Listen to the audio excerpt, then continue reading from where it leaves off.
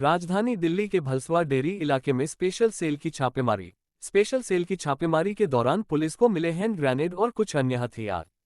किसी बड़ी वारदात को अंजाम देने की रची जा रही थी साजिश। एक दिन पहले जहांगीरपुरी इलाके से पकड़े गए दो संदिग्ध से जुड़े हुए हैं भलसवा इलाके की छापेमारी के तार।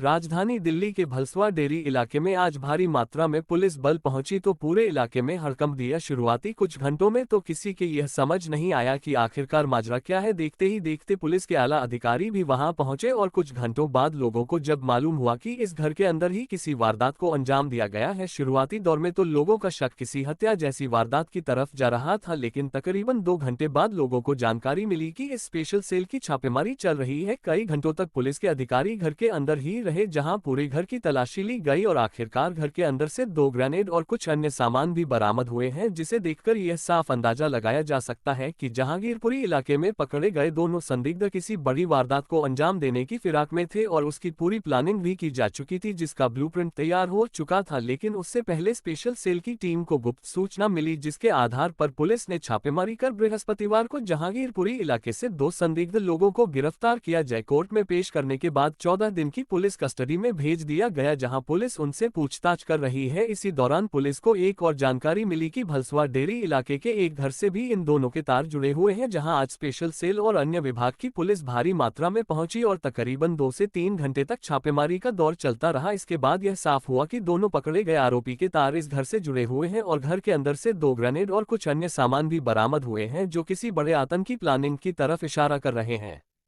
फिलहाल पुलिस जहांगीरपुर इलाके में पकड़े गए 2 संदिग्ध आरोपियों से लगातार पूछताछ कर रही है, जो कि राष्ट्र विरोधी गतिविधियों में संलिप्त पाए गए और उनके पास से भारी मात्रा में हथियार भी बरामद हुए और आज भलसवा इलाके में बरामद हुए ग्रेनेड से भी उनके तार सीधे तौर पर जुड़े हुए हैं। फिलहाल पुलिस की पूछताछ लगातार जारी है।